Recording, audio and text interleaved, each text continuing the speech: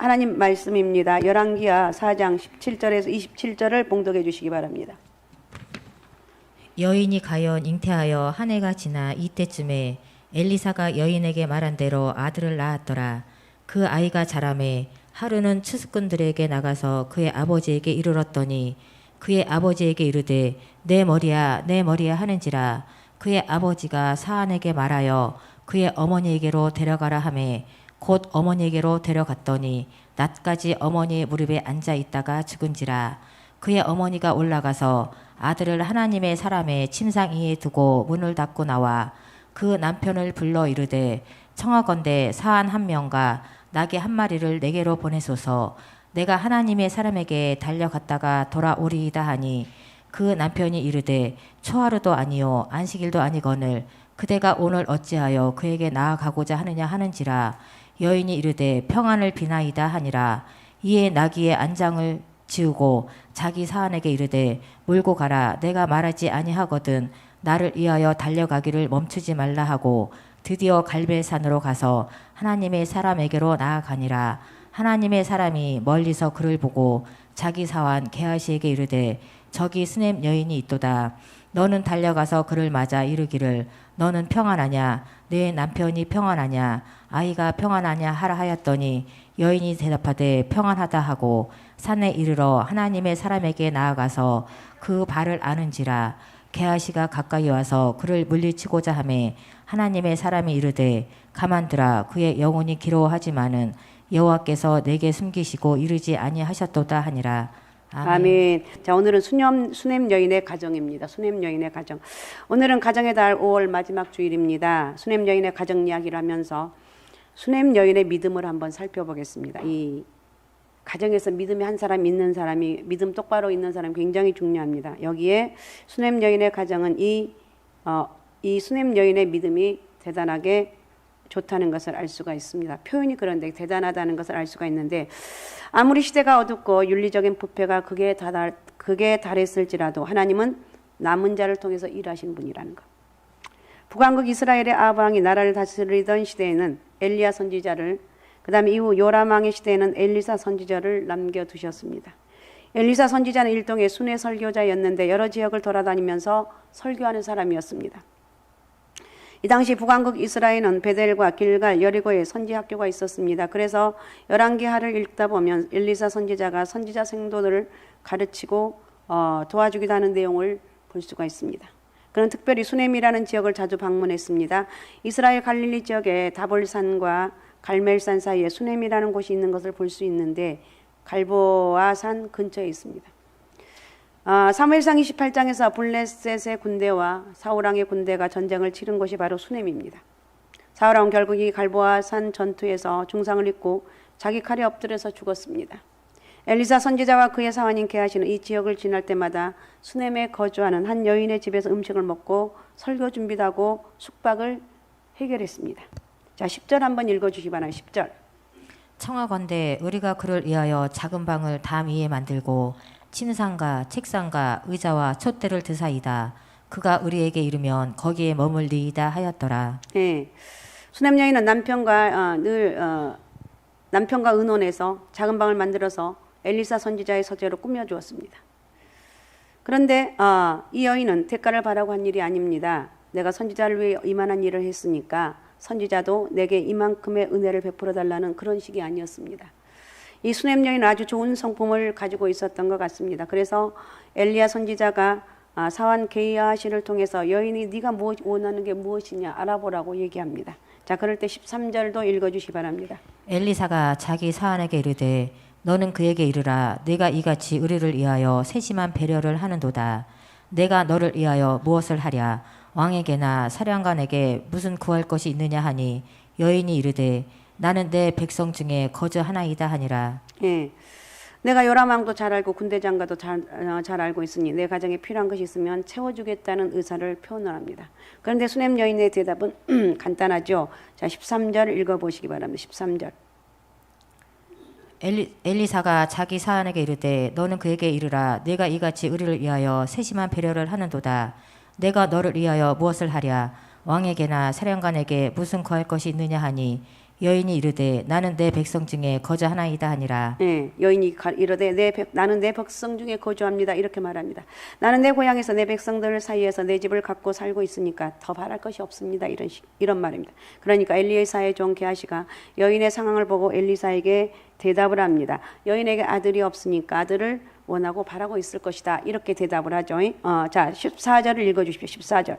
엘리사가 이르되 그러면 그를 위하여 무엇을 하여야 할까 하니 게하시가 대답하되 참으로 이 여인은 아들이 없고 그 남편은 늙었나이다 하니. 예, 그래서 아들이 없다고 얘기합니다.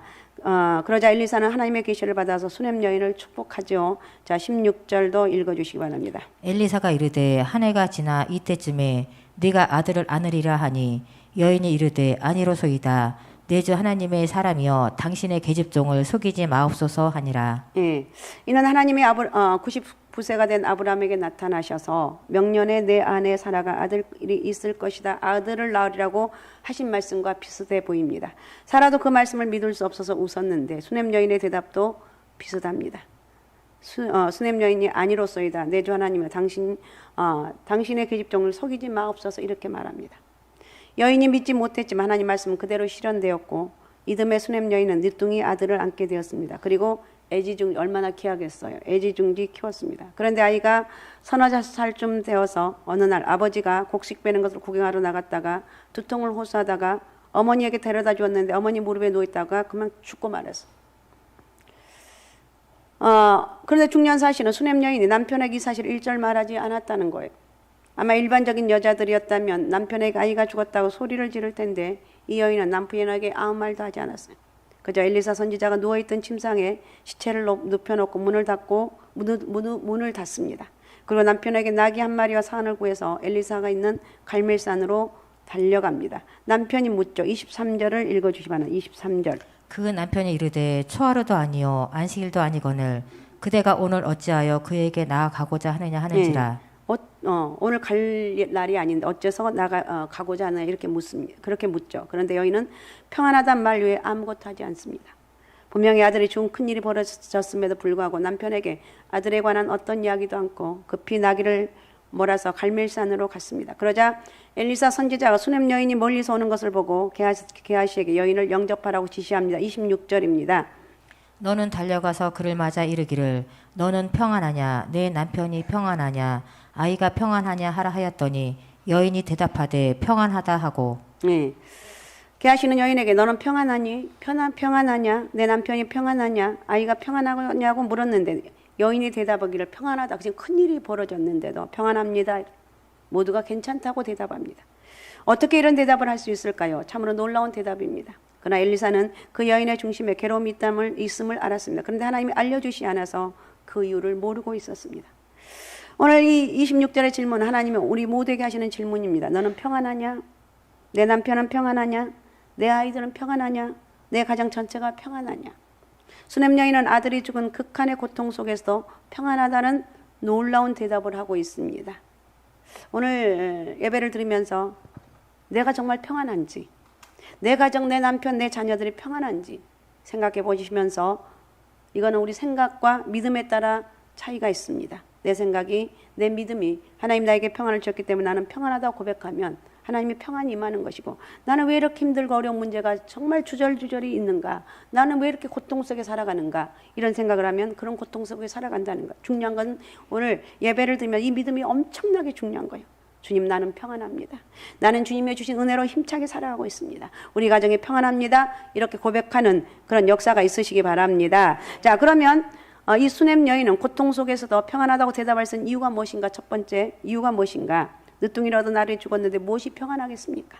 그럼에도 불구하고 여인이 평안하다고 대답한 것은 이것이 영적인 대답이기 때문에 영적인 대답이라는 거예요.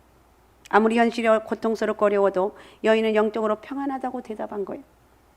건강이나 사업, 직장 등에 아무 문제가 없어도 평안할 수 있다고 한다. 우리 일생 중 평안할 수 없다고 한다. 우리 일생 중 단 하나도 평안한 날이 없을 거예요. 끊임없이 왜? 끊임없이 문제가 일어나고 있습니다. 그래서 여인은 영적인 대답을 한 것입니다. 내 영혼이 평안합니다. 나는 평안합니다. 나는 평안합니다. 나는 평안합니다. 나는 평안합니다. 이 여인이 평안하다고 대답할 수 있는 이유는 하나님을 향한 믿음을 가지고 있었기 때문에 그렇다는 거예요. 그래서 고통 속에 있지만 평안하다고 대답할 수가 있었습니다. 그러니까 오늘 여러분 누가 아유 평안하세요. 하나님 주신 평안함이 있으시기 바랍니다. 그러면 내가 지금 환경이 어떤데 이런 말 하지 마시고 네 나는 평안합니다. 할렐루야. 나는 평안합니다. 나는 정말 우리 권사님과 집사님 주신 말씀대로 나는 평안합니다. 내 가슴 속에는 찢어질 것 같은 아픔이 있지만 나는 주님이 주신 힘으로 평안합니다. 이렇게 고백하는 오늘 여러분에게 이 평안이 있으시기 바랍니다. 자, 8절 한번 읽어주시기 바랍니다. 8절. 하루는 엘리사가 스넴에 이르렀더니 거기에 한 귀한 여인이 그를 강권하여 음식을 먹게 하였으므로 엘리사가 그곳을 지날 때마다 음식을 먹으러 그리로 들어갔더라. 성경에는 이 여인이 한 귀한 여인이라고 소개되고 있는데 흠정역 성경에 위대한 여인이라고 기록되어 있습니다.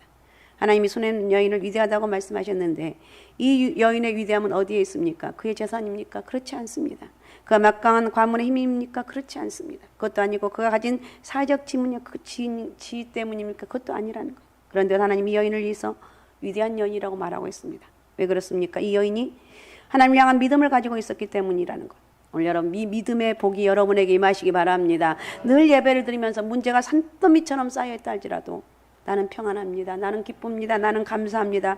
도대체 이 문제가 있는데 도대체 왜 그런 말을 하는 거야? 하나님이 해결해 주시고 내가 아직도 부족해서 나에게 이렇게 연단을 주기 때문에 내가 할 일은 하나님 앞에 감사하다고 고백할 것밖에 없습니다. 내 영혼이 평안합니다. 하나님 주신 힘으로 살아갑니다. 이런 고백을 하시라는 거예요. 그래서 믿음은 위대한 사람을 만드는 위대하게 사람을 만들어요. 그래서 정말 믿음의 사람이 위대하다는 것. 아무리 잘난 척을 해도 믿음이 없는 사람은 위대해 보이지 않습니다. 자, 16절 한번 읽어주시면 16절. 엘리사가 이르되 한 해가 지나 이때쯤에 네가 아들을 안으리라 하니 여인이 이르되 아니로소이다. 내 주 하나님의 사람이여 당신의 계집종을 속이지 마옵소서 하니라. 네, 여인은 엘리사를 내 주 하나님의 사람이라고 부르고 있습니다. 하나님을 내 주라고 엘리사를 내 주 하나님의 사람이라고 한 것입니다. 이 당시 북왕국 이스라엘은 각종 우상 숭배가 만연해 있었습니다. 영적으로 매우 어두운 시대였습니다. 그런데 이런 와중에서도 수넴 여인은 엘리사를 내 주 하나님의 사람이라고 고백하고 그를 존경했습니다. 믿음이 없이는 불가능한 일입니다. 오늘 여러분 갈수록 지금 믿음이 여러 가지 요즘 잘 살다 보니까 하나님에 대한 믿음이 희박해져 있어요. 그런데 우리가 늘 잊지 말 것은 내가 아무리 형통하고 내가 아무리 잘 된다 할지라도 나는 하나님 은혜로 살아갑니다. 이 믿음의 은혜가 절대로 떠나면 안 된다고 고백하시면서 주여 나에게 이 믿음을 허락하여 주옵소서 고백하시기 바랍니다. 할렐루야. 나는 믿음의 사람이라는 것. 그래서 믿음의 사람이 정말 중요하다. 그래서 오늘 여러분 오늘 이 자리에 오신 여러분 모두 다 믿음의 사람이 되시기 바랍니다. 믿음의 사람이 되시라는 거예요. 23절도 읽어주시기 바랍니다. 23절 다시 한번. 그 남편이 이르되 초하루도 아니요 안식일도 아니거늘 그대가 오늘 어찌하여 그에게 나아가고자 하느냐 하는지라. 여인이 이르되 평안을 비나이다 하니라. 네, 초하루는 안식일이 되면 어김없이 엘리사를 찾아가 하나님께 경배하는 규칙적인 예배 습관을 가진 가정이었음을 알 수가 있습니다. 그러니까 하나님이 이런 믿음을 가진 수넴 여인을 위대한 여인이라고 말씀하신 것입니다. 우리 역시 수넴 여인처럼 위대한 삶을 믿음의 위대한 삶을 살고 하나님 앞에 축복의 통로가 되시기 바랍니다. 사람에게 평안이 없고 가정에 평안이 없는 근본적인 이유는 상황이 어렵기 때문이 아닙니다. 가난하기 때문도 아니에요. 몸이 약하기 때문도 아니고 사람이 어떻게 항상 건강할 수가 있겠습니까? 몸이 약할 수도 있고 가난할 수도 있고 가정에 문제가 있을 수도 있습니다. 그러나 그럼에도 불구하고 하나님을 믿는 성도들은 평안할 수 있다는 거예요. 사람에게 평안이 없는 것은 상황 때문이 아니라 하나님과 원수되어 살고 있는 영적인 원인 때문이라는 거예요. 하나님과 원수가 되면 영혼의 건강이 있을 수가 건강이 아니라 평강이 있을 수가 내 영혼의 평강이 있을 수가 없다는 거예요. 이사야 48장 22절을 읽어주시기 바랍니다. 여호와께서 말씀하시되 악인에게는 평강이 없다 하셨느니라. 네, 사단의 역사는 가정은 평화가 없습니다. 사단이 일하는 여러분 사람은 사단의 역사가 일어난 사람은 평안이 아무리 많은 것이 주어졌다 할지라도 평안이 없어요. 그리고 나쁜 생각하고 안 좋은 생각을 하면서 그의 영혼이 고통 가운데 있다는 거예요. 악인에게는 평강이 없다. 그러나 우리 성도들은 어떤 상황이 닥쳐와도 하나님을 바라보면 우리 영혼이 평안해질 수 있다는 거예요. 여러분에게 평안함이 있으시기 바랍니다. 로마서 5장 1절을 읽어주시기 바랍니다. 그러므로 우리가 믿음으로 의롭다 하심을 받았으니 우리 주 예수 그리스도로 말미암아 하나님과 화평을 누리자. 아멘. 우리 성도들은 아무리 어려운 상황과 여건 때문에 고달파도 예수 그리스도로 말미암아 주시는 하나님의 평강으로 충만하시기 바랍니다. 가정의 달 마지막 주를 맞아 성도들의 각 가정에 여러분 가정에 충만함이 은혜가 있으시기 바라고 우리 가정 하나님 어떤 기도 제목이 있는가 곰곰이 생각해 보면서 하나님 내 가정은 부부간에 문제가 있어요. 이런 분들은 기도하십시오. 오늘 가정에 부부간에 여러분 행복한 서로 사랑하면서 행복한 가정이 되시기 바랍니다. 그런 축복 이럴 때는 아멘을 크게 하면 얼마나 좋겠어. 부부간에 제일 가정의 가장 큰 문제는 부부간의 문제. 그래 부부간에 서로 사랑하면서 당신 없으면 안 돼 이러면서 살아가시라는 거. 여러분 부부간에 평안하고 부부간에 사랑이 넘치면 자녀들의 앞날이 시원하게 좀 열려진다는 거. 그래서 부부간에 평안이 있으시기 바라고 어르신들은 건강하시고 자녀들은 진로의 문이 활짝 열려지시기 바라고 직장과 하시는 모든 사업들이 형통하시기 바랍니다. 그러나 그렇게 되지 않았을지라도 못할지라도 하나님의 평강을 누리는 복된 가정이 되시라는 거예요. 주님 나는 지금 힘들고 어려운 이 상황이 있지만 하나님 나는 주님의 평안을 구합니다. 주님 나에게 내 마음속에 그냥 까칠한 이 마음 문제가 해결되지 않음으로 인해서 순간적으로 내 마음에 지금 이 어긋나 있는 이 마음들 오늘 부드러운 마음으로 바뀌어주시고 하나님의 은혜가 임하면 부드러운 마음으로 바뀌어주시고 성령의 역사하는 가정이 된다는 거예요. 여러분 이런 가정들이 되시기 바랍니다. 자 그러면 두 번째 수냄 여인이 현실적으로 겪게 된 괴로움은 어떤 것입니까? 수냄 여인에 대한 이야기는 열왕기하 4장과 8장에 기록되어 있습니다. 이 여인은 하나님의 사람이었음에도 불구하고 현실의 삶 속에서 고난을 겪습니다. 첫 번째 죄를 지었기 때문에 고난이 찾아온 것이 아니라 이유도 없었고 특별한 경고도 없었는데 곡식 베던 아버지를 구경하다가 아들이 목숨을 잃어버렸습니다. 두 번째 고난은 이스라엘 국가 전역의 기근이었습니다. 열왕기하 8장 1절 한번 읽어주시면 8장 1절 엘리사가 이전에 아들을 다시 살려준 여인에게 이르되 너는 일어나서 네 가족과 함께 거주할 만한 곳으로 가서 거주하라. 여호와께서 기근을 부르셨으니 그대로 이 땅에 7년 동안 임하리라 하니. 예, 이 기근은 우연히 찾아온 것도 아니고 자연의 무질서로 인해서 찾아온 것도 아니고 북왕국 이스라엘 백성들이 우상을 숭배하는 전체적인 죄악 때문에 이 우상 숭배 우리는 무슨 일이 있어 하나님 믿는 사람들이 모르는 사람들은 뭐 우상 숭배할 수도 있고 죄를 지을 수 있는데 하나님 믿는 사람들이 내가 조금 이게 응답이 없다 뭐 한다고 전물 친다든지 우상 숭배한다 이건 망하기 다른 사람에 비해서 망하는 속도가 100배는 빨라요. 절대로 무슨 일이 있어도 꼼짝하지 말고 어렵고 힘들고 힘들면 힘들수록 기도하면서 하나님 나에게 견딜 수 있는 힘을 주시고 내가 감당할 수 있는 은혜를 달라고 기도하는 거예요. 아셨습니까? 어쨌든 우상 숭배로 인해서 이 전체적인 죄악 때문에 하나님이 7년 동안 이렇게 가뭄을 내렸습니다. 열왕기하 4장에 살아있던 수냄 여인의 나이 많던 남편은 이미 죽은 것으로 보이고 어려운 상황에 7년 동안이나 국가적인 기근을 맞이하게 된 것입니다. 그래서 하나님 이 가정이 엘리사 선지자를 통해서 야 가서 블레셋에 가서 여인이여 7년간 먹고 살 수 있도록 가라고 그랬습니다. 그래서 갔어요. 이렇게 해서 7년이 지나고 왔는데 세 번째 고난은 이웃 사람들에 의한 고난이었습니다. 7년 동안 블레셋에 기거하다 고향으로 돌아보니까 이웃 사람들이 여인의 집과 땅을 차지하고 돌려주지 않는 것. 자, 열왕기하 8장 3절을 읽어주시기 바랍니다. 7년이 다음에 여인이 블레셋 사람들의 땅에서 들어와 자기 집과 전투를 위하여 호소하려 하며 왕에게 나아갔더라. 예, 여인이 돌려달라고 아무리 말해도 돌려주지 않습니다. 사기꾼들의 특징은 나쁜 짓을 저지르고도 태어나죠. 억울한 사람이 많고 억울함이 풀려지 않으면 하나님이 직접 우리 하나님을 믿는 사람들은 하나님이 직접 문제를 해결해 주신다는 거예요. 수냄 여인은 이웃 사람들의 탐심으로 사기를 당해 집과 땅을 빼앗기는 고통을 받아야만 했습니다. 그러면 세 번째, 하나님은 수냄 여인의 근심을 어떻게 해결해 주셨는가? 수냄 여인은 고통이 찾아왔을 때 불평하지 않았습니다. 청교자 설교자 가운데 유명한 토마스 윗슨이라는 목사님은 하나님의 섭리에 대해서 불평하지 말라고, 네가 지금 당하고 있는 일에 대해서 불평하지 말라는 거예요. 왜? 그 어려움을 통해서 더 큰 일, 내가 할 수 없는 이 엄청난 일을 하게 하신 하나님이라는 거예요. 하나님 우리의 삶에 섭리하실 때 불평해봐야 아무 소용이 없다는 뜻이죠. 요셉은 17세 17살에 형들의 미움을 받아서 구덩이에 빠지고 노예로 팔리고 감옥에 들어가서 13년 동안 죽을 고생을 했지만 그는 단 한마디로 하나님께 불평하지 않았습니다. 욥도 인간이 견디기 어려운 극한의 고통을 겪으면서도 하나님을 향한 신뢰를 저버리지 않았습니다. 하나님이 설령 나를 죽이실지라도 나는 하나님을 믿겠습니다는 고백을 통해서 엄청난 복을 받게 됩니다. 수냄 여인도 불평이 없습니다. 수냄 여인의 말은 대단히 담백하고 지혜롭습니다. 아들을 잃은 상황에서 수냄 여인은 이 고난은 하나님만이 도울 수 있다는 이 믿음을 가지고 엘리사에게 나아간 것입니다. 하나님이 주신 아들이냐, 아들의 생명을 살리실 수 있는 분도 하나님밖에 없다는 반응이라는 거예요. 아들을 주실 때도 기대하기 어려운 것을 주셨으니 평안한 마음으로 남편에게도 말하지 않고 엘리사를 찾아간 거예요.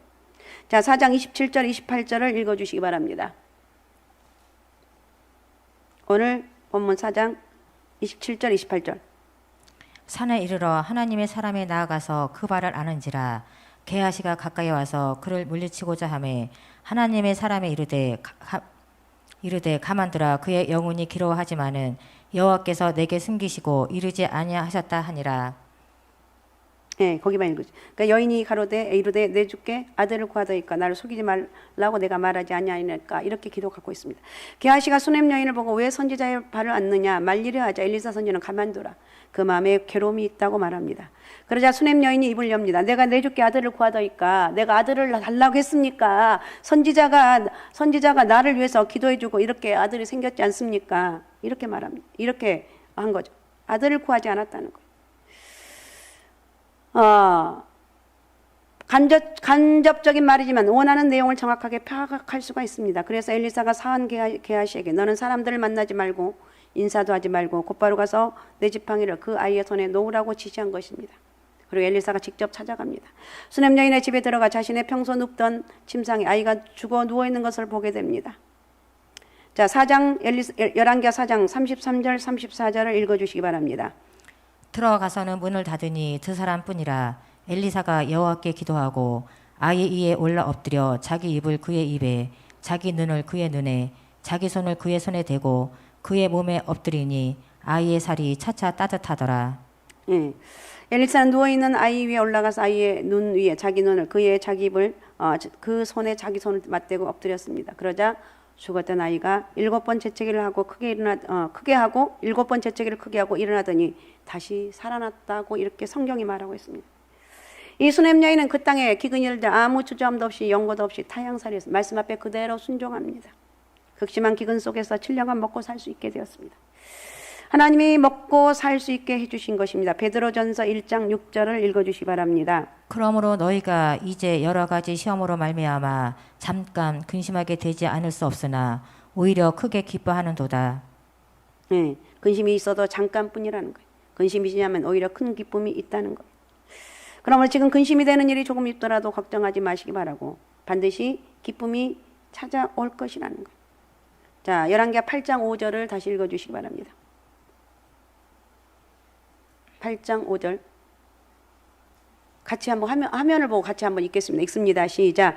게하시가 곧 엘리사가 죽은 자를 다시 살리신 왕에게 이야기할 때 그 다시 살린 아이의 어머니가 자기 집과 전투를 위하여 왕에게 호소하는지라. 게하시가 여인 저는 그의 아들이니 곧 엘리사가 다시 살린 자이니이다 하니라. 예. 게하시가 아주 절묘한 타이밍에 왕에게 상황을 설명하며 여인을 변호하고 있습니다. 수냄 여인의 방패가 되어준 것입니다. 게하시가 아주 큰 일을 했습니다. 그러자 왕이 게하시의 말을 듣고 관리를 임명해서 수냄 여인에게 속한 모든 것을 다 돌려줄 것을 왕명으로 명령을 내립니다. 7년간 얻은 모든 소출까지 돌려주라고 명령을 합니다.